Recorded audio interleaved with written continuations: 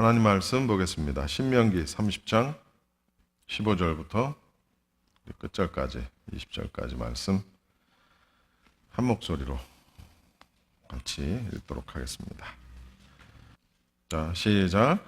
보라, 내가 오늘 생명과 복과 사망과 화를 내 앞에 두었나니 곧 내가 오늘 네게 명령하여 내 하나님 여호와를 사랑하고 그 모든 길로 행하며 그의 명령과 규례와 법도를 지키라 하는 것이라. 그리하면 네가 생존하며 번성할 것이요 또 내 하나님 여호와께서 네가 가서 차지할 땅에서 네게 복을 주실 것임이니라. 그러나 만일 마음을 돌이켜 듣지 아니하고 유혹을 받아 다른 신들에게 절하고 그를 섬기면 내가 오늘 너희에게 선언하노니 너희가 반드시 망할 것이라. 너희가 요단을 건너가서 차지할 땅에서 너희의 날이 길지 못할 것이니라. 내가 오늘 하늘과 땅을 불러 너희에게 증거를 삼노라. 내가 생명과 사망과 복과 저주를 네 앞에 두었은즉 너와 네 자손이 살기 위하여 생명을 택하고 내 하나님 여호와를 사랑하고 그의 말씀을 청종하며 또 그를 의지하라. 그는 내 생명이시요 내 장수이시니 여호와께서 내 조상 아브라함과 이삭과 야곱에게 주리라고 맹세하신 땅에 네가 거주하리라. 옆에 계신 분들에게 혹은 앞뒤에 계신 분들에게 여러분이 하실 수 있는 최고의 축복을 한번 해보십시오. 시작.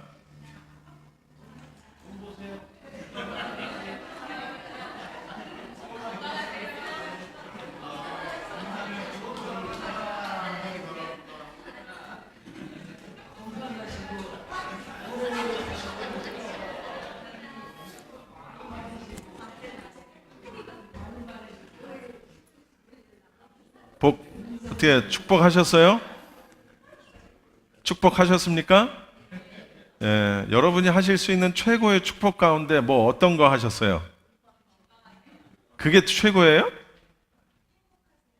그게 최고야?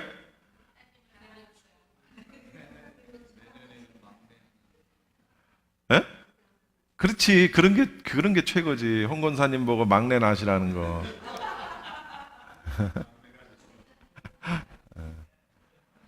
그래요.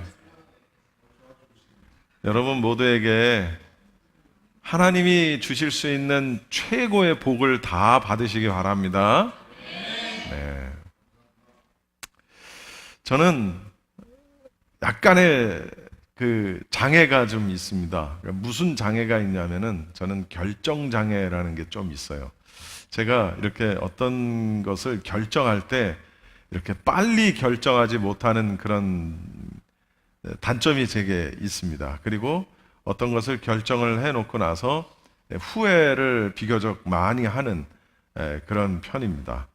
저는 심지어는 음식점에 가서 뭘 먹을까 고를 때도 굉장히 힘들어 합니다. 짜장면을 먹을까, 짬뽕을 먹을까. 얼마 전이 아니죠. 지난 금요일 날 제 아는 지인들과 함께 점심 식사를 했는데 그곳에서 아주 다양한 메뉴가 있는데 뭘 먹을지를 몰라서 제가 몇 가지 메뉴를 정해두고 그 다음에 당신들이 좀 고르쇼. 나 뭐 먹으라고 해서 제가 돌솥밥을 먹었어요. 왜냐하면 이걸 먹으려고 하면 이것도 먹고 싶고 저것도 먹고 싶고 막 이런 게 있어요. 그래서 제가 20년 전에 미국 왔을 때 참 놀라웠던 게 짬짜면이라는 게 있더라고요. 짬짜면이라는 게 제가 한국에 있을 때도 있었는지는 제가 잘 모르겠어요. 근데 저는 한국에서 짬짜면이라는 걸 들어본 적이 없는데 미국에 오고 나서 짬짜면을 보고 야, 이거 정말 기가 막히다. 나 같은 사람을 위해서 만들었나 보다. 짬뽕 먹을까 짜장면 먹을까? 에이, 둘 다 먹자. 하나씩 시켜서 먹기에는 너무 부담이 되고 절반씩 시켜서 짬짜면으로 먹는.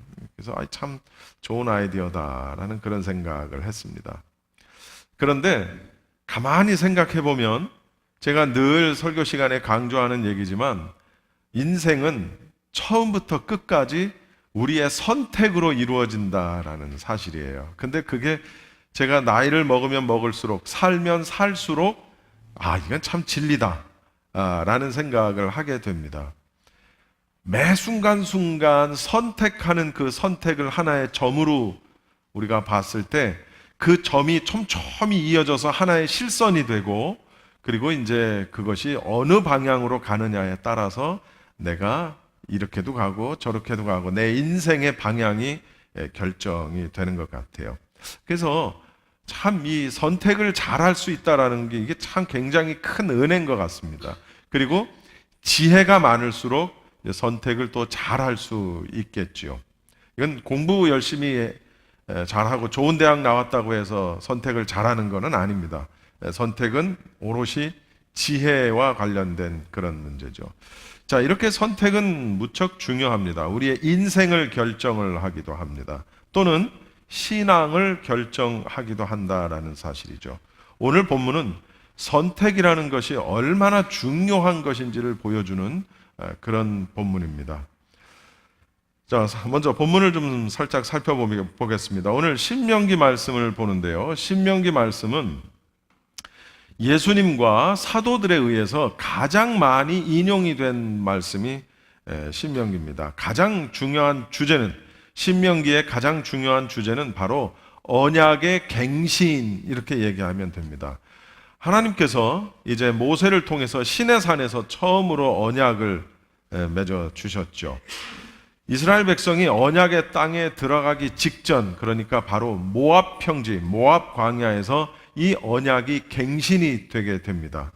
따라서 이 신명기 말씀은 이스라엘 백성들이 가나안 복지에 들어가기 전에 모압 광야에 진을 치고 있을 때 모세가 이스라엘 백성들에게 전파했던 설교입니다.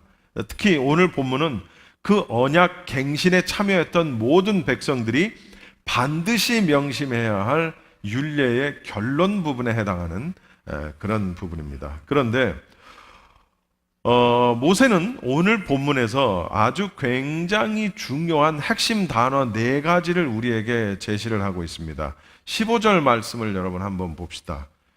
보라, 내가 오늘, 다 같이 시작, 생명과 복과 사망과 화를 내 앞에 두었나니. 자, 4가지 핵심 이슈가 등장하죠. 생명, 복, 사망, 화. 이 화라는 단어는 오늘 본문의 19절에 보면은 저주라는 표현으로도 사용이 됩니다. 그러니까 화와 저주는 같은 의미다, 이렇게 볼 수 있겠죠.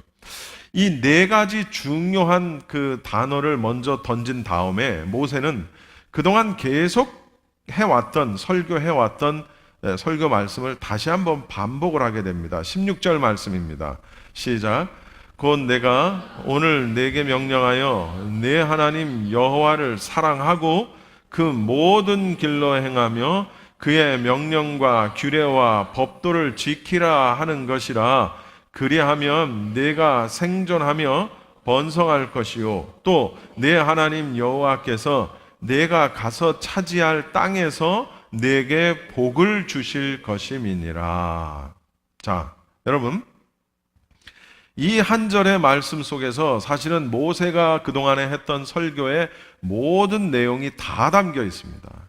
그리고 우리가 명심해야 할 신앙의 어떤 왕도가 여기에 다 기록이 되어 있어요. 여기 보면은 내 하나님 여호와를 사랑하고 라는 말씀을 모세는 합니다.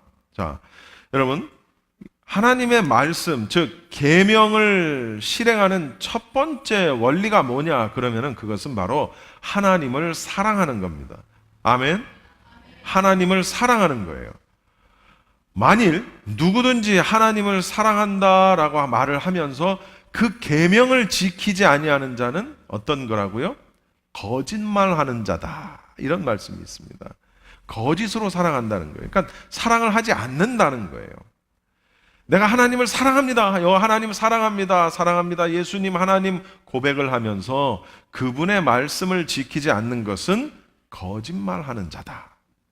우리가 하나님을 사랑한다라는 것은 결코 어떤 추상적인 것, 어떤 개념적인 것만이 아니라는 거죠. 그것은 뭐냐? 아주 구체적이고 실천적인 것이다라는 얘기입니다. 하나님을 사랑한다라는 것이 명령과 규례와 법도를 지켜서 행하는 것으로 증명되어져야 한다는 겁니다. 증거되어져야 한다는 겁니다. 17절 말씀을 보겠습니다. 그러나 네가 만일 마음을 돌이켜 듣지 아니하고 유혹을 받아 다른 신들에게 절하고 그를 섬기면, 자, 여기서 유혹을 받아 다른 신들에게 절하고 그를 섬긴다. 만약에 하나님을 사랑하는 마음을 계명을 지키는 것으로 증명하지 않고 오히려 다른 것에 마음을 두면 이 소리입니다. 그러면 어떤 결과가 있느냐고요? 18절 읽어봅시다. 시작. 내가 오늘 너희에게 선언하노니 너희가 반드시 망할 것이라. 너희가 요단을 건너가서 차지할 땅에서 너희의 날이 길지 못할 것이라. 자, 여러분, 하나님을 사랑한다 하면서 그의 계명을 지키지 아니하는 것은 하나님께 거짓말하는 것이다. 또 아까 17절에 뭐라 그랬어요? 유혹을 받아서 다른 신들에게 절하고 그것을 섬기면 18절에 어떻게 된다고요? 따라합시다. 반드시 망한다. 반드시 망한다. 이게 모세가 끊임없이 이스라엘 백성들에게 했던 설교 말씀이었다는 겁니다. 반드시 망한다는 확신에 찬 선포를 하는 것을 보게 돼요. 모세는 이런 설교를 정말 이미 목이 터져라 외쳤어요. 어떻게 살아야 하며 그렇게 살지 않으면 어떤 결과가 주어진다. 이 모세의 선언은 정말 너무나도 확신에 찬 겁니다. 그런데 자, 이제 이 말씀이 오늘 본문의 핵심입니다. 오늘 이 본문 속에서 우리는 아주 중요한 원리를 하나 발견하게 되는데 그게 바로 19절입니다. 여러분 19절 말씀을 한번 읽어봅시다. 시작.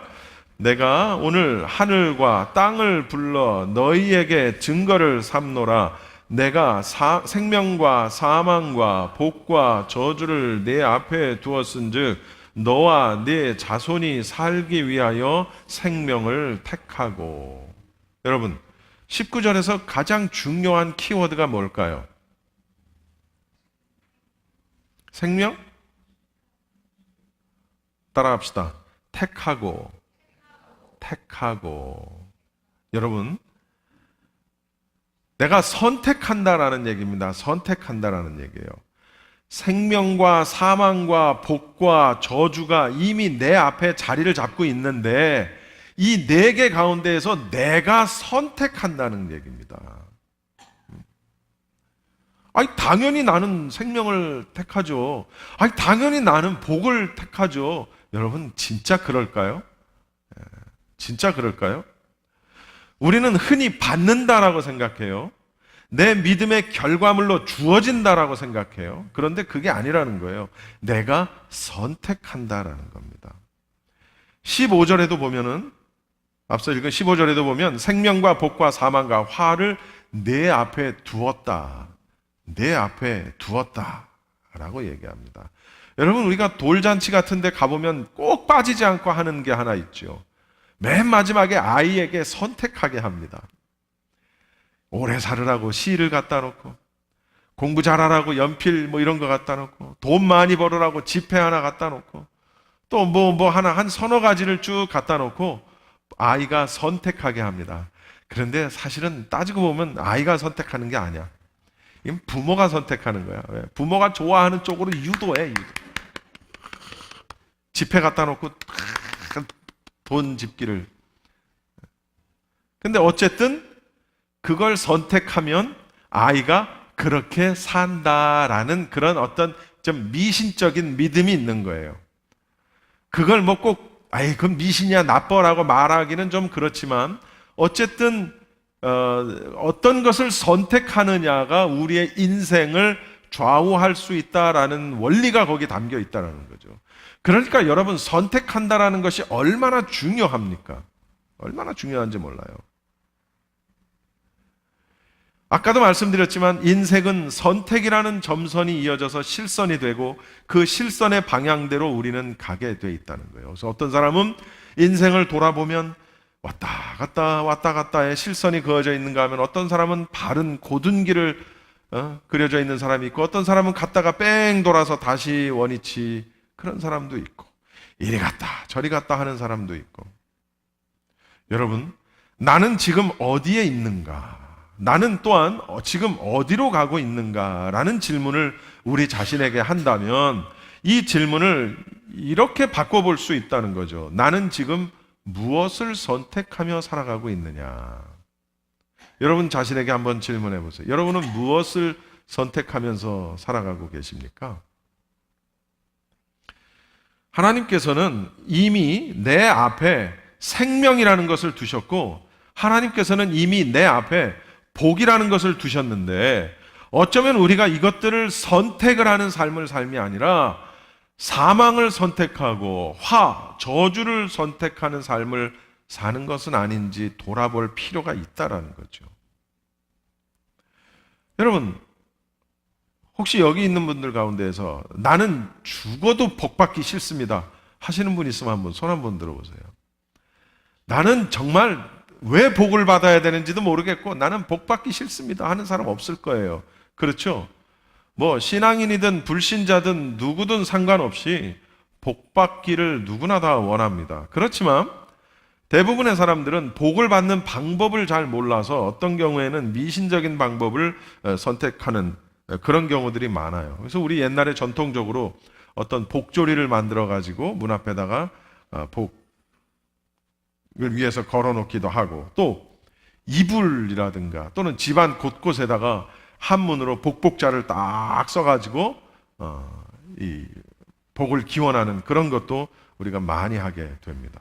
또 심지어는 어떤 문제 해결을 위해서 또는 복을 받으려고 무속인을 불러서 푸닥거리를 하는 그런 사람들도 사실 없잖아 있고, 오늘날도 간간히 그런 것들을 보게 됩니다. 자, 여러분 보세요.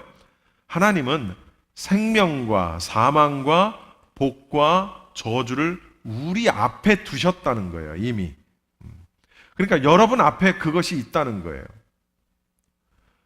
다만 내가 그 넷 중에 하나를 선택한다라는 거죠. 선택한다라는 거죠. 다시 말하면 복이라는 것은 달라고 하나님께 떼를 쓰고 기도해서 받는 것이 아니라 이미 우리 앞에 복과 저주를 두셨는데 그 복을 내가 선택하는 것이다라는 얘기입니다. 여러분 오해하지 마십시오. 여기서 이것은 어떤 주권의 문제를 이야기하는 게 아닙니다. 아하, 하나님은 그렇게 해놓고 그러면 주권이 나에게 있는 거구나, 그런 주권의 문제를 이야기하는 게 아니라는 사실을 여러분 오해하지 마시기를 바랍니다. 복은 내가 하나님께 열렬히 소원하고 마치 주문을 외우는 것처럼 간절히 매달리면 마지못해서 내려오는 결과물이 아니라는 사실도 우리는 절대로 명심해야 된다는 거죠. 그럼 우리 앞에 복이 있다라고, 복을 두셨다라고 얘기하셨는데, 그럼 우리 앞에 어디에 복을 두셨느냐라는 겁니다. 그게 계시록 1장 3절에 아주 명백하게, 명확하게, 명료하게 그 말씀이 제시가 되어 있습니다. 우리 계시록 1장 3절 말씀을 한번 읽어보겠습니다. 시작. 이 예언의 말씀을 읽는 자와 듣는 자와 그 가운데에 기록한 것을 지키는 자는 복이 있나니 때가 가까움이라. 이게 계시록 1장 3절 말씀이에요. 예언의 말씀을 읽는 자와 듣는 자와 그리고 그 기록된 말씀을 지켜서 행하는 자는 뭐가 있다? 뭐가 있다? 복이 있다. 내가 말씀을 읽고 듣고 그것을 지키려고 애쓴다. 그러면 나는 지금 복을 선택하고 있다는 거예요. 근데 말씀을 읽지도 않고 말씀을 들으려고도 안 하고 말씀을 읽지도 않고 듣지도 않으니까 말씀을 지킬 수가 없지. 왜? 모르는데 어떻게 지켜요? 모르는데. 그런 사람들은 복이 그에게 있지 않다라고 말할 수도 있고, 오늘 본문의 말씀대로 하자면은 그 사람은 자기가 지금 복을 선택하고 있는 것이 아니다라고 말할 수 있다는 거죠. 하나님의 말씀을 가까이 해서 읽고 듣고 그리고 그 말씀을 지켜 행할 때 복을 받는 사실, 복을 받는 것이라는 사실을 우리가 믿으시기를 바랍니다. 오늘 본문에서는 모세는 이스라엘 백성들에게 생명과 복을 선택해야지 사망과 저주를 선택해서는 안 된다라는 것을 당부를 하고 있는 거예요.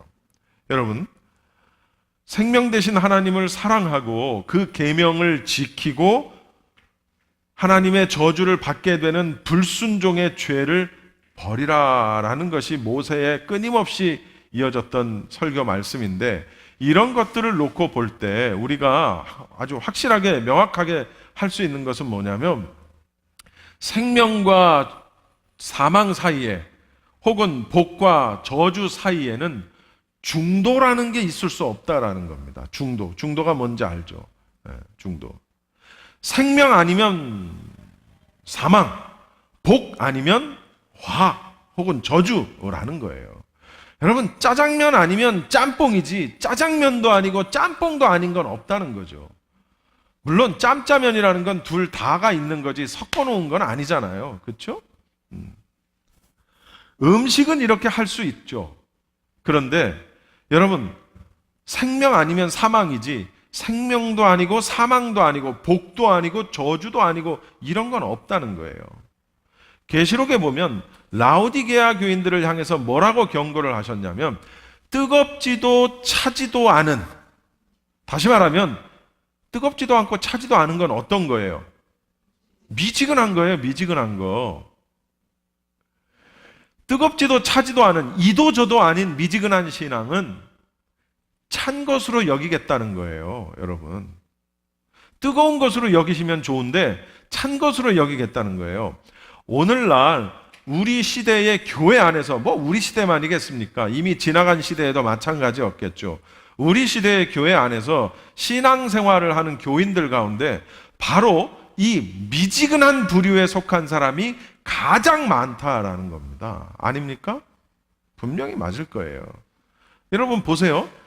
믿음이 없는 건 아닌데 그렇다고 이 사람이 무슨 뜨겁거나 어떤 뭐 그런 것 같지도 않고, 그런 사람들이 제일 많죠.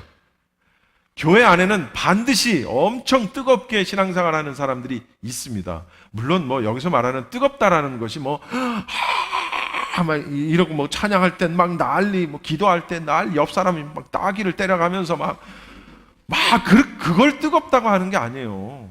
여러분, 제가 한국에서 신앙생활 할 때 이러다가 옆 사람 따귀를 때렸는데 그 따귀 맞은 사람이 목사님이야. 근데 이 목사님이 그 목회를 하시다가 지붕에서 떨어져가지고 머리를 다치셔가지고 약간 지능이 좀 떨어졌어. 그러니까 목회를 할 수 없는 상황이지.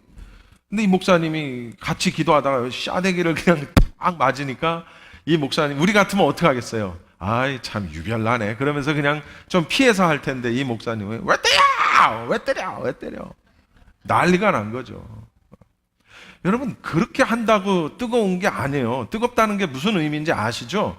제가 굳이 설명하지 않아도 성령의 체험과 어떤 믿음의 확신과 계명을 지켜 행하려고 하는 어떤 그런 신앙적 자세, 이런 거를 뜨겁게 가진 사람이 있는가 하면 대부분의 성도들은 어떠냐? 해야 되는데, 말씀대로 살아야 되는데, 교회는 빠지지 않고 열심히 잘 나와요. 말씀대로 살아야 되는데. 그러면서 그렇게 잘 하지 못하고, 또 안 하는 것도 아니고, 그것도 또 그렇다고 하는 것도 아니고. 계시록 라오디게아 교회를 향해서 그런 사람들을 향해 어떻게 하시겠다고 경고하시죠? 어떻게 하시겠다?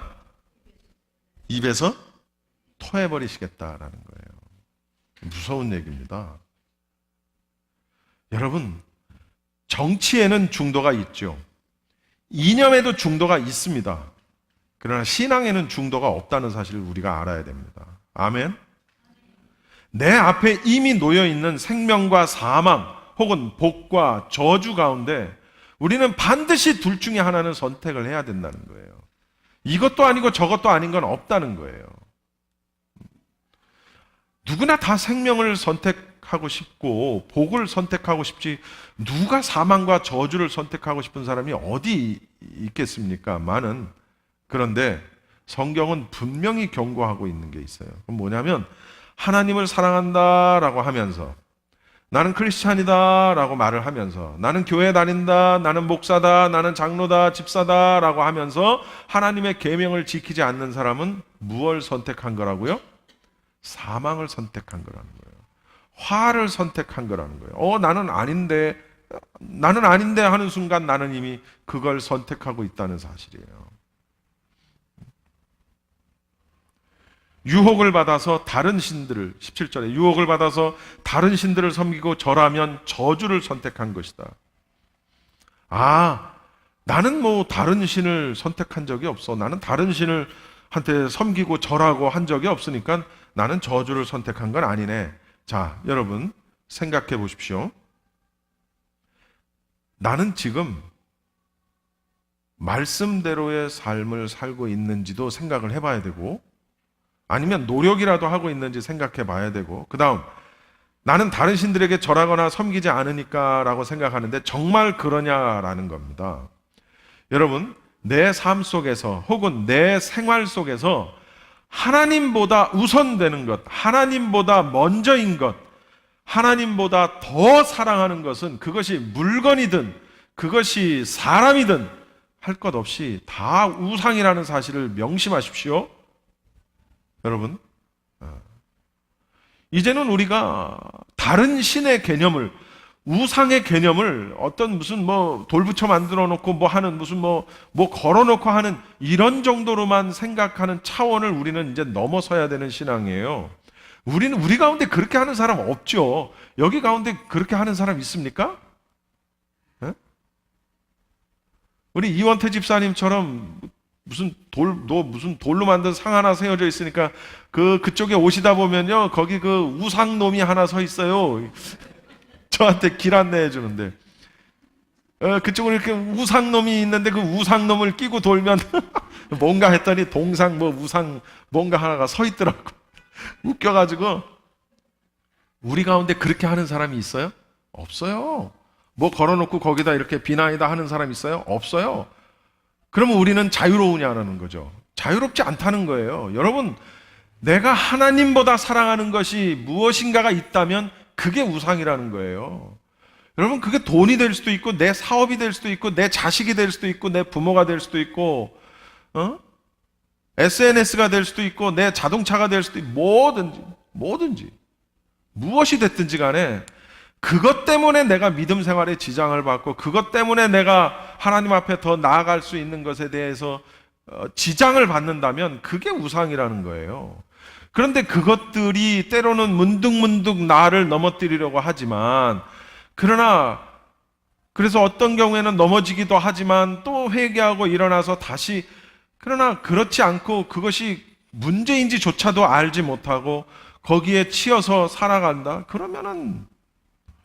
그러니까 계시록에서 또 우리가 이 계시록 공부도 하고 또 이제 신약 공부도 하지만은 먹고 자고 입고 장가가고 사업하고 논 갈고 밭 갈고 하는 이 모든 것들이 죄냐고요? 죄가 아니라는 거예요.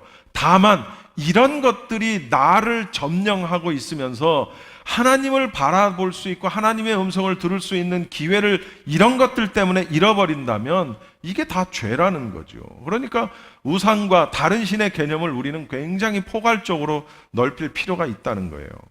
그렇게 놓고 보면 여러분, 과연 우리 가운데 나는 복을 선택했어 라고 말할 수 있는 사람이 있겠느냐는 거죠.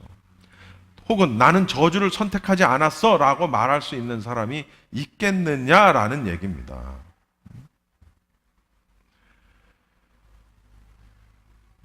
그래서 20절에 모세는 이렇게 결론을 내는 겁니다. 20절 같이 읽어봅시다.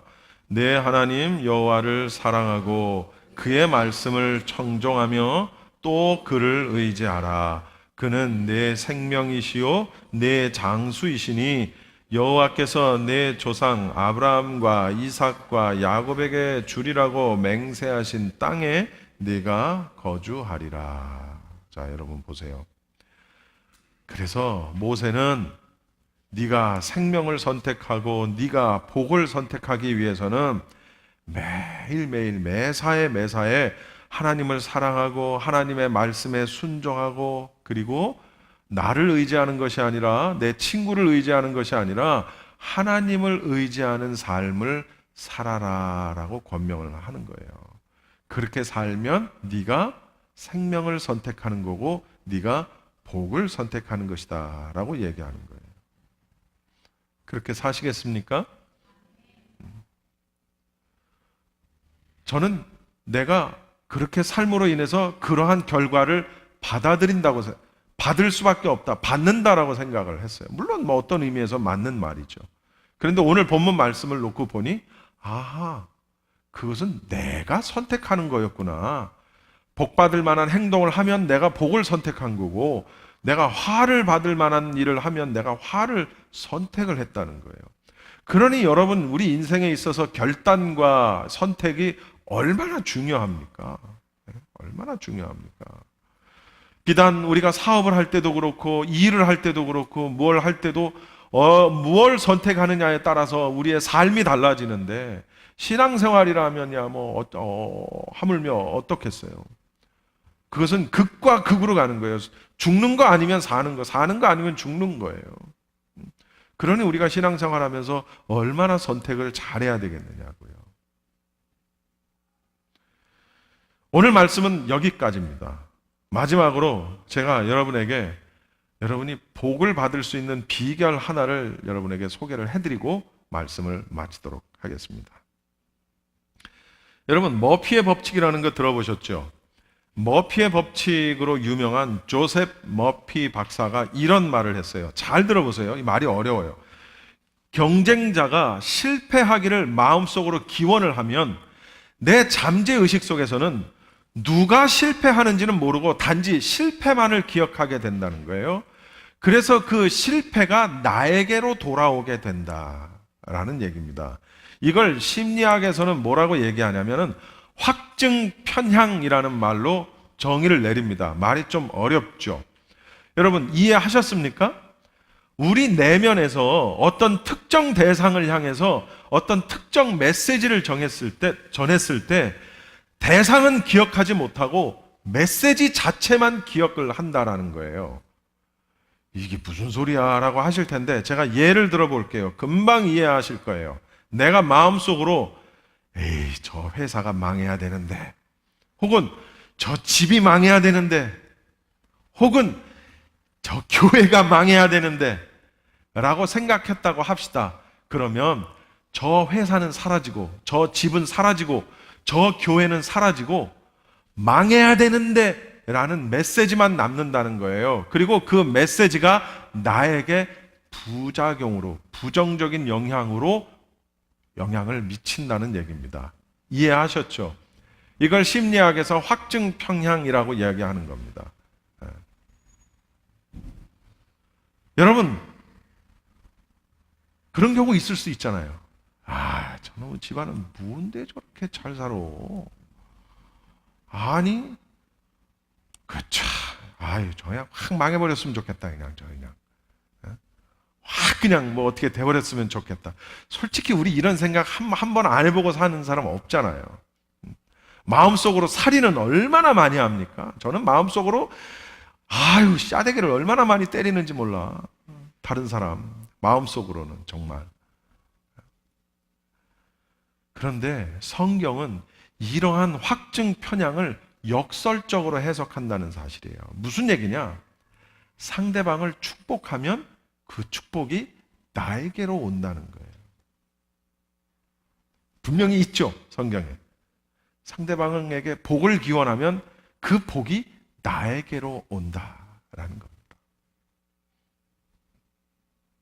상대방이 그 복을 받을 만하지 못한 사람이면 나에게로 그 복이 다시 돌아온다. 그렇지 않아도. 그러니까 대상은 사라져버리고 메시지만 남아서 그것이 나에게 영향력을 미친다는 거예요. 근데 이게 성경에도 있다는 거죠. 이런 식으로. 우리 옛말에 이런 말이 있어요. 사촌이 땅을 사면 왜 배가 아픈지 난 당최. 아니, 사촌이 땅을 사는데 왜 배가 아픈 거예요? 제가 이 말씀을 준비하면서 제가 사촌이 많더라고요, 보니까. 친가 외가 다 해가지고 사촌 형제들이 꽤 많더라고. 하긴 뭐 우리 전라도 광주에 사는 우리 이모는 애가 9이니까 그 9이 다 저하고 사촌이잖아요. 우리 고모네도 있고 이모가 몇 명이 있거든. 이모한테는 다 자식이 있잖아. 그러니까 그게 다 나하고 사촌이라고. 저 이제 우리 아버지 형제 쪽에 내 친가 쪽에 사촌이 또 있는데 집 샀어요. 집. 지난번에 나 한국 갔을 때 거기서 머물렀는데 4층짜리 빌딩을 하나 샀어. 그래가지고 4층에서 자기들이 살고 나머지는 세져가지고 세 받아 먹고 사는 거야. 근데 난 배가 하나도 안 아프더라고. 예? 이것들 정말 나는 정말 맨날 렌트비 가지고 컥컥대는데 집을 사가지고 사냐. 기분 나빠. 배 아파. 배 아파. 전혀 그러지 않더라고요, 나는. 근데 왜 사촌이 땅을 사면 왜 배가 아픈지, 이게 이제 아주 못된 심리, 우리 안에 질투, 시기. 사촌이 땅을 사면 함께 기뻐해주고 축복을 빌면 오히려 나에게 더 축복이 올 텐데, 그 배 아파하는 아주 못된 심리. 이게 확증 편향의 논리로 따지면 그렇게 배 아파하고 그렇게 기뻐하지 않았던 사람들은 그것이 고스란히 나에게 다시 온다는 거예요. 그런데 그것을 진심으로 기뻐해주고 너무 좋아해주고 또는 그 복을 받기 위해서 기도해주고 진심으로 복을 빌어주고, 정말 저 사람은 저주를 받아도 마땅한 사람이라 할지라도 그를 위해서 복을 빌어주면 그 복이 나에게로 온다는 거예요. 그 복만 남아가지고. 여러분, 이것이 심리학에서만 얘기하는 게 아니라 성경에서도 얘기한다고요. 창세기에 아브라함을 이제 떠나보내면서 아브라함에게 약속하신 말씀이 있어요. 그게 뭐냐면, 너를 축복하는 자를 내가 축복하고 너를 저주하는 자를 내가 저주하리라. 하나님 말씀이에요. 하나님 말씀이에요. 성경에는 이런 말씀이 굉장히 많다고요. 그러니 우리가 복을 받는 방법이 얼마나 간단해. 그냥 만나는 사람마다 다 복을 빌면 돼요. 다 복을 빌면 돼요. 건강하세요. 진짜 뭐 아닌 게 아니라 돈 많이 버세요. 라고 하든가. 아이고, 좋은 말 하는 거죠. 눈가에 주름이 자글자글 해도 아이고 예뻐지셨네요. 뚱뚱한데도 아이고 날씬해지셨네요. 좋은 말하고. 이건 또 이건 아닌가? 거짓말인가? 이건 또 아닌가? 좌우지간. 여러분 주변에 있는 사람들에게 특별히 복을 받들만 하지 않은 사람에게 더 복을 주세요. 차마 입이 떨어지지 않지. 그 기분 모르겠어요. 복을 받을만 하지 않은 사람에게 더 많은 복을 빌어주면 그 복이 어디로 간다고? 나에게로 온다고. 그 복을 받는 비결이에요. 자, 이제 다시 한번 여러분 주변에 있는 사람들에게, 여러분이 하실 수 있는 옆에 있는 사람들에게 최고의 복을 한번 빌어봐 주세요. 시작.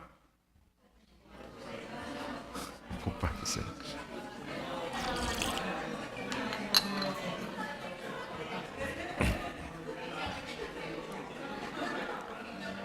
늦둥이 나세요. 늦둥이 나세요.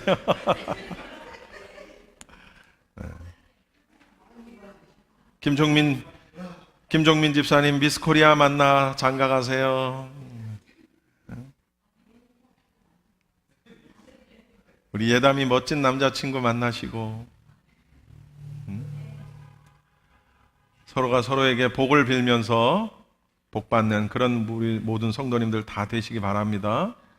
그리고 여러분 모두가 하나님이 최고로 주실 수 있는 복, 그 복을 다 누리시기를 바랍니다. 기도하겠습니다.